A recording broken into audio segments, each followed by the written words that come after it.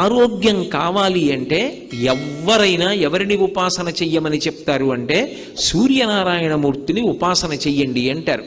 ఇప్పటికీ పిల్లల దగ్గర నుంచి పెద్దల వరకు సూర్య నమస్కారాలు చేస్తారు.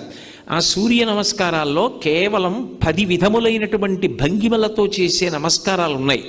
అవి తేలికగా చెయ్యడానికి వీలుగా ఉంటాయి.